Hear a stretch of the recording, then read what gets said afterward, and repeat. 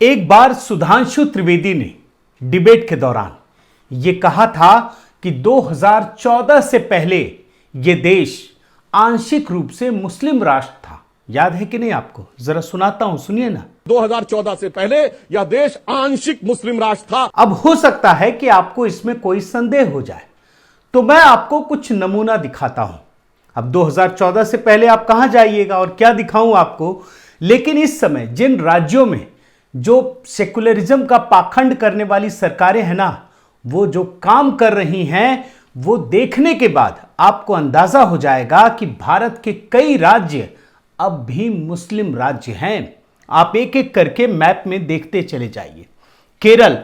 केरल में मंदिर को भगवा रंग से सजाने पर पाबंदी लगा दी जाती है। अभी की घटना है ये। उसके अलावा आप झारखंड में आइए। झारखंड में जो बाबा वैद्यनाथ धाम है, जो भगवान शंकर का सबसे बड़ा तीर्थ माना जाता है, सबसे बड़े तीर्थों में से एक है, वहां पर महाशिवरात्रि से पहले धारा 144 और शिव की बारात का रूट बदल दिया जाता है। उसी झारखंड में महाशिवरात्रि के लिए अगर तोरण द्वार बनाया जाता है तो वहां पर भी साजिश के तहत हिंसा की जाती है। इसके बाद आप आगे और बढ़िए, राजस्थान, यहां भी सेकुलरिज्म वाली सरकार है।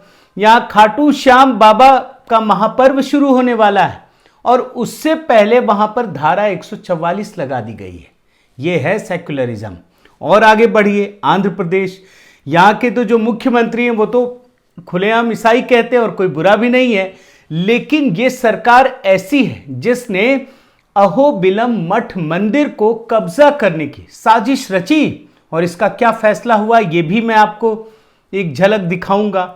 और आगे बढ़िए, तमिलनाडु में, यहां पर तो जिस प्रकार से मंदिरों को ढहाने और आरएसएस के मार्च पर पाबंदी लगाने का फैसला किया गया, वो भी सेकुलरिज्म की घिनौनी याद दिलाता है। जिस प्रकार से सेकुलरिज्म का घोटाला जिसे मैं कहता हूं, उसकी याद दिलाता है। फिर एक और राज्य में आइए, बिहार में। यहां तो रामचरितमानस को लेकर क्या किया गया आपको पता है, लेकिन यहां पर भी सेकुलरिज्म के नाम पर सरस्वती पूजा पर पाबंदी लगा दी गई। एक कॉलेज में जो पहले की परंपरा है उसको रोक दी गई। और अब आप दिल्ली आइए, यहां की सरकार के जो मंत्री हैं वो तो खुलेआम भगवान राम और भगवान कृष्ण के खिलाफ शपथ दिला रहे थे। भूल तो नहीं गए ना? और आगे बढ़िए, ये है तेलंगाना, ओवैसी वाला राज्य है। यहां तो राज्य सरकार ने इमारत बनाने के लिए मंदिरों से उगाही शुरू करवा दी थी। और इसके अलावा कुछ ऐसे तथ्य आपके सामने रखूंगा जो हैरत अंगेज है। आप देख करके, सुन करके दंग रह जाएंगे और ये समझेंगे कि कैसे भारत का राष्ट्रीय चरित्र बदलने की साजिश रची जा रही है। आज के वीडियो में इसी को डिकोड करूंगा। साथियों नमस्कार, मैं हरिश्चंद्र बर्णवाल। सबसे पहले मैं आपको एक एक करके वो खबरें दिखाता हूं जिसकी झलक आपको दिखाई। ये केरल की खबर है, हेडलाइन पढ़िए। केरल हाईकोर्ट की टिप्पणी, प्रशासन पुलिस तय नहीं कर सकते कि मंदिर के आयोजनों में कौन से रंग का इस्तेमाल होगा।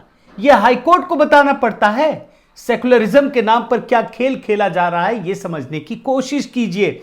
और यह क्या है मामला आप समझिए। केरल में भद्रकाली देवी मंदिर है और यहां पर प्रशासन ने, जानते हैं, मुस्लिमों को देखते हुए यह आदेश दे दिया कि आप इसमें भगवा रंग का इस्तेमाल नहीं कर सकते।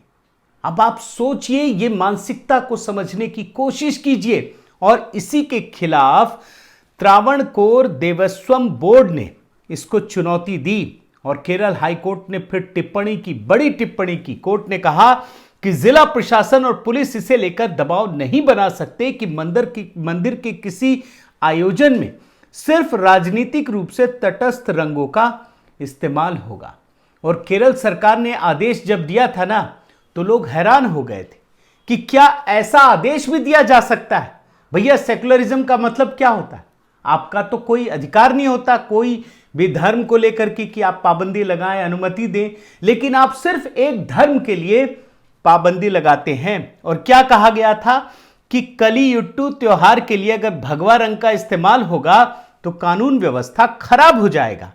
लेकिन लोगों ने इसका विरोध किया, और विरोध कैसे किया आपको उसकी भी झलक दिखाता हूं कि ना केवल भगवा रंग का इस्तेमाल किया, बल्कि मंदिर के लिए जो चौकी बनी थी ना, पुलिस की चौकी, उसको भी पूरा का पूरा भगवा रंग से बना दिया गया।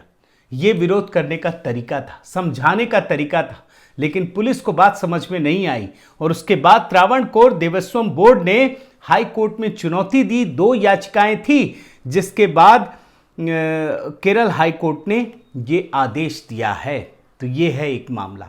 अब केरल से मैं आपको झारखंड लेकर चलता हूं। झारखंड में देवघर शहर हिंदू आस्था का बहुत बड़ा केंद्र है, भगवान शिव की नगरी है, यहां बाबा वैद्यनाथ का धाम है और कल ही महाशिवरात्रि है। लेकिन देखिए क्या कुछ हो रहा है, ये समझने की कोशिश कीजिए। महाशिवरात्रि से पहले यहां पर धारा 144 लगा दी गई कई इलाकों में। आप सोचिए ये कौन सा सेकुलरिज्म है जहां हिंदू आस्था के त्योहारों पर पाबंदी लगा दी जाती है, रोक टोक लगाई जाती है, और जो शिव बारात की रूट है ना, उसको भी बदल दिया गया, मनमाने तरीके से बदल दिया गया। ये वैद्यनाथ धाम की नगरी में हो रहा है। आप ये देखने की कोशिश कीजिए, और इसके खिलाफ सिर्फ एक ही है व्यक्ति, भाजपा के सांसद जो मुखर हैं और बोल रहे हैं, हाईकोर्ट पहुंचे हैं। क्या मतलब आप समझिए कि आप सब क्या हिंदू आस्था के खिलाफ ही काम करते हैं? यही आपका सेकुलरिज्म है जो यहां की सरकार है, कांग्रेस और तमाम पार्टियों के सहयोग से चलने वाली सरकारें। और ये देवघर में क्यों हुआ ये भी समझने की कोशिश कीजिए, क्योंकि पलामू में जो हिंसा हुई उससे ही धर्मनिरपेक्षतावादी सरकार ने सबक लिया है। और पलामू में क्या हुआ ये भी आप देख लीजिए। यहां पर महाशिवरात्रि के लिए तोरण द्वार बनाया जा रहा था, और मैं सीधे आपको खबर पढ़ देता हूं। आप देखिए, झारखंड में पलामू के पांकी बाजार में महाशिवरात्रि के लिए लगाए गए तोरण द्वार के कारण बुधवार को विवाद हो गया। 2 पक्षों में जमकर पत्थरबाजी की गई, मस्जिद से पत्थर फेंके गए। आप देखिए, ये अखबार पढ़ रहा हूं भास्कर, जिसके बाद दूसरे पक्ष ने मस्जिद पर पत्थर चलाए, कई दुकानों में तोड़फोड़ की गई, पथराव में कुछ पुलिसकर्मियों के घायल होने की खबर है। तो ये है झारखंड की स्थिति। अब मैं आपको राजस्थान की ओर लेकर चलता हूं। राजस्थान में जो खाटू श्याम मंदिर है, ये बड़ा ही विश्वविख्यात है, लोग यहां पर घूमने आते हैं। लेकिन यहां पर उत्सव से पहले ही धारा 144 लागू कर दी गई है। अब शीश के दानी का दर्शन के लिए पहुंचने वाले श्रद्धालुओं को कई बातों का ध्यान रखना होगा। और देखिए क्या क्या किया गया है। मंदिर में प्रसाद और फूल चढ़ाने पर भी पाबंदी रहेगी, और बहुत सारी चीजें हैं, कई निषेधाज्ञा लागू की गई हैं, और ये सिर्फ हिंदू त्योहारों में ही ये देखने को मिलता है। अब आप आंध्र प्रदेश में आइए। आंध्र प्रदेश में जो सरकार है उसने अहोबिलम मठ मंदिर पर कब्जा करने की मंशा जताई थी, कब्जा कर लिया था, और उसके खिलाफ जो वहां का बोर्ड है वो सुप्रीम कोर्ट पहुंचा था, और सुप्रीम कोर्ट से फटकार लगाई गई, करारा झटका लगा। सुप्रीम कोर्ट ने खारिज किया कि आप मंदिर मठ पे कैसे कब्जा कर लेंगे, और आपकी मंशा ठीक नहीं है। और सिर्फ सुप्रीम कोर्ट ने खारिज नहीं किया, बल्कि यह भी कहा कि मंदिर को धार्मिक मामलों के लिए छोड़ दें, उस पर आप क्यों अपना अधिकार जताना चाहते हैं।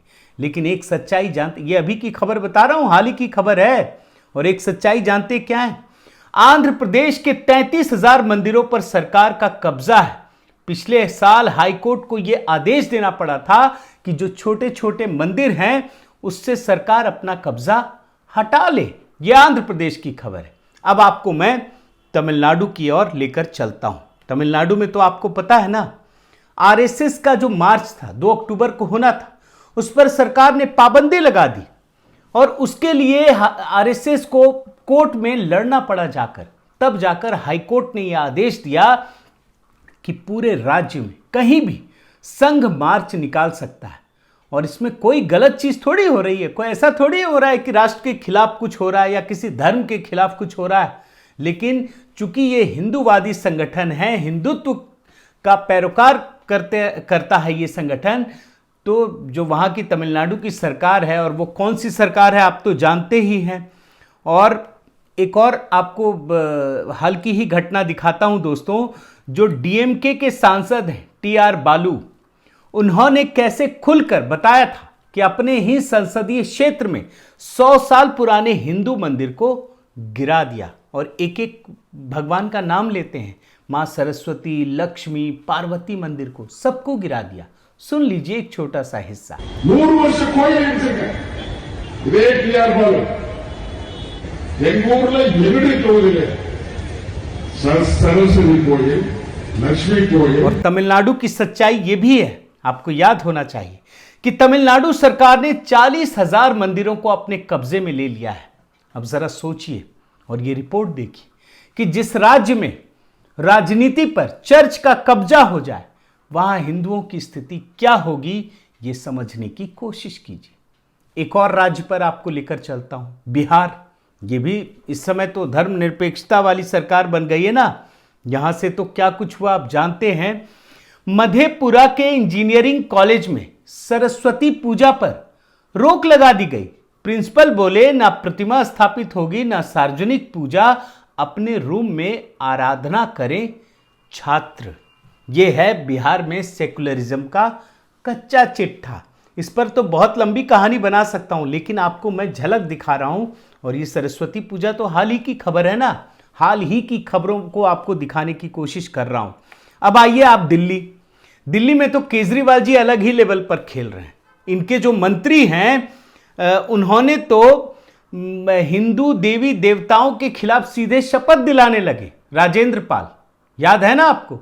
वो तो भला हो कि गुजरात में चुनाव था और ये तो ऐसी बने सरकार है जो एकदम रंग बदलती है, गिरगिट की तरह रंग बदलने वाली सरकार है। गुजरात में चूंकि चुनाव था तो अपने मंत्री से इस्तीफा दिलवा दिया, वरना इनकी सोच नहीं बदली है। ये आप समझने की कोशिश कीजिए। और अब मैं आपको एक और राज्य लेकर चलता हूं, तेलंगाना। ओवैसी वाला राज्य है। यहां की एक छोटी सी खबर आपको दिखाता हूं, आपको सब कुछ समझ में आ जाएगा। ये हेडर पढ़िए, हिंदू मंदिर 1-1 करोड़ रुपए दें सरकारी बिल्डिंग बनेगी। तेलंगाना में बंदोबस्त विभाग के आदेश पर बवाल, एसटी नेताओं ने उठाए सवाल। देख रहे हैं ना, उगाही चल रही है। और सारे राज्य के अगर आंकड़े दिखाने लगूं तो लाखों मंदिरों पर कब्जा है। मंदिरों पर कब्जा कर लिया, वहां से अब उगाही भी शुरू कर दी है। यह है इन धर्मनिरपेक्षतावादी लोगों की सरकारें। कभी किसी दूसरे धर्म के लोगों से ऐसी उगाही ये कभी नहीं कर सकते, हिम्मत नहीं है इन लोगों की। अब इन परिस्थितियों में एक बार फिर से सुधांशु त्रिवेदी के बयान को सुनाना चाहता हूं। अब सुनिए ताकि पूरा कॉन्टेक्स्ट समझ में आए। सुन लीजिए। 2014 से पहले यह देश आंशिक मुस्लिम राष्ट्र था। सुन लिया ना आपने, 2014 से पहले यह देश आंशिक रूप से मुस्लिम राष्ट्र था। अब आपको कुछ मैं तथ्य दिखाता हूं, आप ये जानकर हैरान हो जाएंगे दोस्तों कि 1850 तक भारत में 7,32,000 गुरुकुल थे और देश में उस समय 7,50,000 गांव थे, यानी हर गांव में एक गुरुकुल की व्यवस्था थी। लेकिन आज, अब मैं उसमें नहीं जा रहा कि गुरुकुल में क्या पढ़ाई होती थी, किस प्रकार के संस्कार दिए जाते थे, लेकिन आप आगे देखिए, आज भारत के गांवों से गुरुकुल खत्म हो चुके हैं। पूरे देश में गुरुकुलों की संख्या घटकर सिर्फ 4,000 रह गई है और गुरुकुल की जगह गांव में किसने ले ली? मदरसों ने ले ली। आप वो भी आंकड़े देखिए। आजादी के समय देश में सिर्फ 88 मदरसे थे, लेकिन 2006 का आंकड़ा मेरे पास है, यह संख्या बढ़कर 5 लाख हो गई। यह संख्या देश में कुल गांवों की संख्या के लगभग बराबर है, यानी औसतन एक गांव में एक मदरसा। गुरुकुल खत्म, मदरसे बन गए। और भारत को कैसे इस्लामिक देश बनाया जाए, इसे लेकर एक और आंकड़ा आपको दिखाता हूं। पीयू रिसर्च के मुताबिक भारत में दुनिया की सबसे अधिक मस्जिदें हैं, जबकि मुस्लिम आबादी तो 17 करोड़ है। और यही नहीं, भारत में 17 करोड़ मुस्लिमों के लिए करीब 7 लाख मस्जिदें हैं। अब मान लीजिए अगर मुस्लिमों की आबादी हिंदुओं की आबादी की तरह 1 अरब के करीब होती तो क्या स्थिति होती? उस हिसाब से मस्जिदों की संख्या भारत में 35 से 40 लाख के बीच होती। और आप ये जानकर हैरान हो जाएंगे कि भारत में 96 करोड़ हिंदुओं के लिए सिर्फ 20 लाख मंदिर हैं। ये भी आप देख लीजिए। और एक बात और याद रखिएगा कि जो भारत में मंदिर है उस पर सरकार ने कब्जा कर लिया है। भारत में जितने भी मंदिर हैं उसमें से अधिकांश में सरकार का कब्जा है और सरकार मंदिर के पैसे का अपने लिए इस्तेमाल करती है। क्या करती है? अब ये तो वही सरकार है ना जो मौलवियों को पैसे भी देती है, वक्फ बोर्ड को पैसे देती है, यानी वो पैसा तो आपके मंदिर का भी हो सकता है। लेकिन क्या किसी दूसरे धर्म के लोगों के पैसे को सरकार ले पाती है? ले सकती है? नहीं ले सकती है। उसके मस्जिद, चर्च, किसी पे भी कब्जा कर सकती है? नहीं कर सकती है। तो भारत की ये कड़वी हकीकत है दोस्तों, और मैं आपको क्या इसके माध्यम से आपको बताना चाहता हूं, ये समझने की कोशिश कीजिए। आज जो भारत में स्थिति है, जो हर राज्य में देखने को मिलता है, यही स्थिति आजादी के बाद कांग्रेस की सरकारों ने पैदा करने की कोशिश की। ये जो बार बार नेहरू का नाम आता है ना, वो इसीलिए आता है। यही सेकुलरिज्म का पाखंड है, यही सेकुलरिज्म का घोटाला है, जिसकी वजह से हिंदू आस्था पर चोट पहुंचाई गई। हिंदू धर्म ग्रंथ पर, हिंदुओं की जो मंदिर हैं उसको चोट पहुंचाने की कोशिश की गई, और ये सारी की सारी परिस्थितियां बदलती चली गई। अब भी वक्त है, सोचिए, समझिए और विचार कीजिए कि ये जो हो रहा है वो कहां तक अच्छा है। बहुत बहुत धन्यवाद। आपसे निवेदन है साथियों कि आप मेरे इस चैनल को जरूर सब्सक्राइब कीजिए, लाइक कीजिए, शेयर कीजिए, कमेंट कीजिए और इस बेल आइकन को प्रेस करना मत भूलिएगा। नमस्कार।